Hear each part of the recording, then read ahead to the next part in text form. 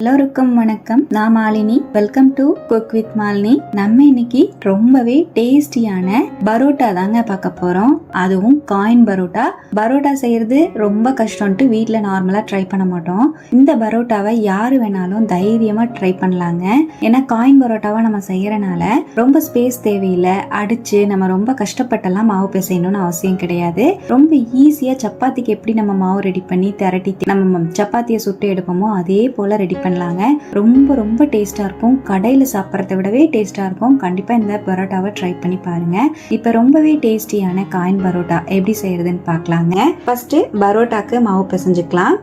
பாத்திரத்துல 4 கப் அளவுக்கு மைதா மாவு சேர்த்துக்கலாம். பரோட்டா மைதா மாவுல தான் செய்வாங்க. அப்பதான் ஒரிஜினலா கடை டேஸ்ட் கிடைக்குங்க. நான் வந்து மெஷரிங் கப்ல 4 கப் எடுத்திருக்கேன். எக்ஸாக்டா சொல்லணும்னா 1/2 கிலோ மைதா மாவு வந்து நான் எடுத்திருக்கேங்க.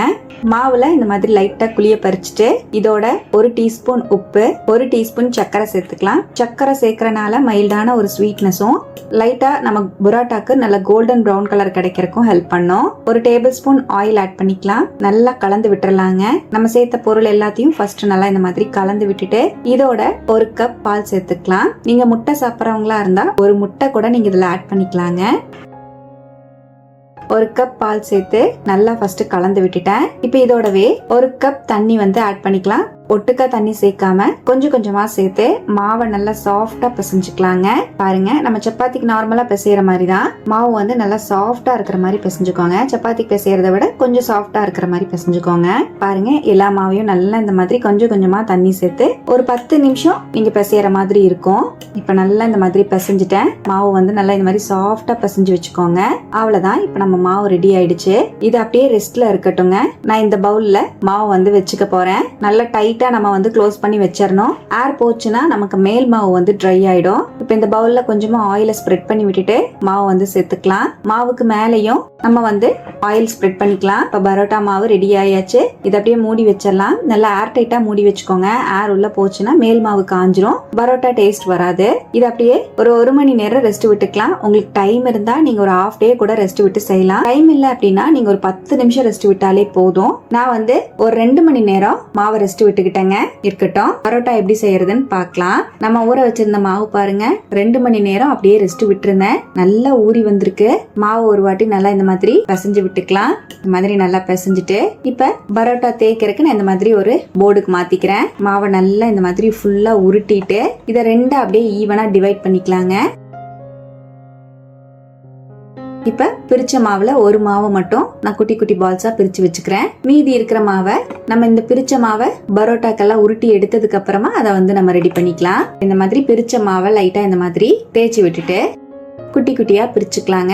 சப்பாத்திக்கு நம்ம மாவு பிரிக்கிறத விடவே சின்னதா பிரிச்சுக்கோங்க. நம்ம பூரிக்கெல்லாம் குட்டியா பிரிப்போம்ல, அந்த மாதிரி பிரிச்சுக்கோங்க.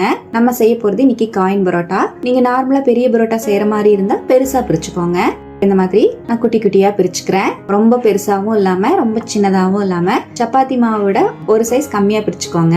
பாருங்க, மாவை இந்த மாதிரி எல்லாத்தையும் பிரிச்சு வச்சுட்டேன். இப்ப பிரிச்ச மாவு காயாம இருக்கிறதுக்காக மேல ஒரு 2 டீஸ்பூன் ஆயில் இந்த மாதிரி தடவிட்டு ஒரு உருண்டையை மட்டும் நான் வெளியே எடுத்துட்டு மீதி மாவு காயாம இருக்கிறதுக்காக மூடி வச்சிருவேன். மாவு காயாம பாத்துக்கோங்க, அப்பதான் புரோட்டா சாஃப்டா கிடைக்கும். இப்ப எடுத்த உருண்டைய நல்லா தட்டிக்கலாம். மேல நல்லா ஆயில தடவிட்டு நல்லா தட்டி விட்டுக்கலாங்க. உங்களால எவ்வளவு சன்னமா தேய்ச்சி எடுக்க முடியுமோ அந்த அளவு சன்னமா நல்லா தேய்ச்சி எடுத்துக்கோங்க. நம்ம சின்ன சைஸ் பரோட்டா செய்யறனால ரொம்ப பெருசா அடிச்சு உருட்டி அந்த மாதிரி கஷ்டப்படவெல்லாம் வேண்டாம். ஈஸியா நம்ம இந்த மாதிரி தேய்ச்சே நம்ம ரெடி பண்ணிக்கலாம். சப்பாத்தி கட்டையை வச்சு நல்லா தேய்ச்சி விட்டுட்டு கையில நல்லா ஆயில தடவிக்கோங்க. தடவிட்டு இந்த மாதிரி இழுத்தீங்கனாலே உங்களுக்கு ஈஸியா நல்லா சன்னமா இழுக்கிறதுக்கு வரும். பாருங்க, கையிலேயே வச்சு நல்லா இந்த மாதிரி இழுத்துட்டேன். இந்த அளவு இழுத்ததுக்கு அப்புறமா இப்ப நான் செய்யற மாதிரியே செஞ்சுக்கோங்க. 2 சைடும் இந்த மாதிரி ஃபோல்ட் பண்ணிட்டு அப்படியே ஒரு சைடு அப்படியே மடிச்சு விட்டுக்கிட்டே வாங்க. இந்த மாதிரி ஃபுல்லா மடிச்சு விட்டுட்டு அப்படியே இதை எடுத்து சுருட்டி விட்டுக்கோங்க. நான் செய்யற மாதிரியே செஞ்சீங்கன்னா உங்களுக்கு லேயர் லேயரா காயின் பரோட்டா சூப்பரா வருங்க. இதே மெத்தட்ல நீங்க பெரிய பரோட்டாவும் செய்யலாம். ரொம்ப அடிச்சு நம்ம எல்லாம் ரொம்ப கஷ்டப்படாம ஈஸியா செஞ்சிடலாங்க. இந்த மெத்தட்ல லேயர்ஸும் சூப்பரா கடையில வர மாதிரி வரும். பாருங்க, நான் இந்த மாதிரி ரெடி பண்ணிட்டேன். இப்ப இதை அப்படியே தனியா வச்சிடலாம். நம்ம சுட்டு எடுக்கும் போது இன்னும் கொஞ்சம் லைட்டா தட்டிட்டு நம்ம சுட்டு எடுத்துக்க வேண்டியதுதான். இப்ப இதே போல இன்னொரு பரோட்டாவையும் நான் செஞ்சு காமிக்கிறேன். பாருங்க, பரோட்டாக்கு மாவு தேய்ச்சி காமிக்கிறேன். உருண்டைய நல்லா இந்த மாதிரி தட்டி விட்டுட்டு நல்லா தேய்ச்சி விட்டுக்கலாம். நல்லா சன்னமா தேய்ச்சிக்கோங்க. தேய்ச்சிட்டு 2 சைடும் ஃபோல்டு பண்ணி அப்படியே ஒரு சைடு மடிச்சுட்டே வந்துக்கலாம். அவ்வளவுதான். இப்ப இத வந்து அப்படியே நம்ம அப்படியே சுருட்டி விட்டோம்னா அழகா நமக்கு ஒரு காயின் ஷேப்புக்கு பரோட்டா ரெடி ஆயிடுங்க. பாக்குறதுக்கு குட்டி பன் பரோட்டா மாதிரி இருக்கும். அவ்வளவுதான், பாருங்க நமக்கு லேயர்ஸும் அழகா தெரியுது. இப்ப நம்ம பரோட்டாவை சுட்டு எடுத்துக்கலாங்க. பரோட்டா சுட்டு எடுக்கிறதுக்கு நான் இந்த மாதிரி ஒரு ஸ்கில்லட் எடுத்திருக்கேன். நீங்க நார்மலா தோசைக்கல்லையே சுட்டு எடுத்துக்கலாம். நல்லா கெட்டியா இருக்கிற தோசைக்கல்ல சுட்டு எடுத்துக்கோங்க. அப்பதான் பரோட்டா ஈவனா வெந்து நமக்கு சாப்பிட்றதுக்கு மேல வந்து நல்லா கிறிஸ்பியா இருக்கிற மாதிரி உள்ள நல்லா சாஃப்டா இருக்கிற மாதிரி கிடைக்கும். ரொம்பவே டேஸ்டா இருக்கும். இப்ப இந்த ஸ்கில்லட்ல ஒரு 2 டேபிள் ஸ்பூன் அளவுக்கு ஆயில் நான் வந்து சேர்த்துக்கிறேங்க. நம்ம தட்டி வச்சிருக்கிற காயின் பரோட்டா எல்லாத்தையும் ஆட் பண்ணிக்கலாம். குட்டி குட்டியா இருக்கிறனால நான் ஒரு 3 பரோட்டா வந்து சேர்த்துக்கிறேன். தோசைக்கல்லா இருந்தாலும் நீங்க ஒரு 3-4 பரோட்டாவை போட்டு எடுத்துக்கோங்க. இப்ப அப்படியே மெதுவா திருப்பி விட்டு நம்ம பரோட்டாவை சுட்டு எடுத்துக்கலாம். மீடியம் ஃப்ளேம்ல தான் இருக்கணும், ஹை ஃப்ளேம்ல வைக்க வேண்டாம். மீடியம் ஃப்ளேம்லயே வச்சு பரோட்டா 2 பக்கமும் நல்லா செவக்கிற அளவுக்கு சுட்டு எடுத்துக்கோங்க. அப்பதான் செம்ம டேஸ்டா இருக்குங்க. நீங்க ஹை ஃப்ளேம்ல வச்சிட்டீங்கன்னா மேல் மாவெல்லாம் வந்து சீக்கிரம் செவந்து வந்துடும், உள்ள மாவு வந்து வேகாத மாதிரி இருக்கும். இப்ப பாருங்க 2 சைடுமே திருப்பி விட்டு நம்ம பரோட்டா வந்து நல்லா வெந்துருச்சு.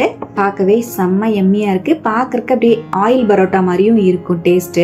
வெளியே எடுத்துடலாம். 2 சைடும் நல்லா இந்த மாதிரி கிறிஸ்பியா செவந்ததுக்கு அப்புறம் வெளியே எடுத்துக்கோங்க. இதே போல மீதி இருந்த பரோட்டாவையும் நான் சுட்டு எடுத்துட்டேங்க.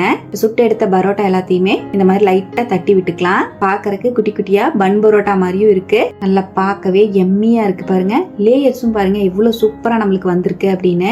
இந்த மாதிரி குட்டி குட்டியா பரோட்டா செஞ்சு கொடுத்தீங்கன்னா குழந்தைங்கள்ல இருந்து பெரியவங்க வரைக்கும் ரொம்பவே என்ஜாய் பண்ணி சாப்பிடுவாங்க. ரொம்பவே டேஸ்டியான இந்த பரோட்டாவை நீங்களும் ட்ரை பண்ணுங்க. நம்ம நார்மலா பெரிய பரோட்டா செய்யும் போது அடிச்சு ரொம்பவே இழுத்து கடையில கிடைக்கிற மாதிரி ரொம்ப அடிச்சு பிசைஞ்சு இழுக்கவெல்லாம் தேவையில்லை. இந்த பரோட்டாவுக்கு நம்ம சப்பாத்தி கட்டையிலேயே மாவு வந்து திரட்டி ஈஸியா நம்ம ரெடி பண்ணிக்கலாம். இதே போல டேஸ்டியான காயின் பரோட்டாவை நீங்களும் வீட்ல ட்ரை பண்ணி பார்த்துட்டு மறக்காம கமெண்ட்ல என் கூட எப்படி வந்ததுன்னு ஷேர் பண்ணுங்க. நம்ம சேனலுக்கு இப்பதான் ஃபர்ஸ்ட் டைமா வந்திருக்கீங்கன்னா சப்ஸ்கிரைப் பண்ணி பக்கத்துல இருக்கிற பெல் ஐகானை பிரஸ் பண்ணுங்க, லைக் பண்ணுங்க, ஃப்ரெண்ட்ஸ் அண்ட் ஃபேமிலியோட ஷேர் பண்ண மறக்காதீங்க ஃப்ரெண்ட்ஸ். தேங்க்யூ.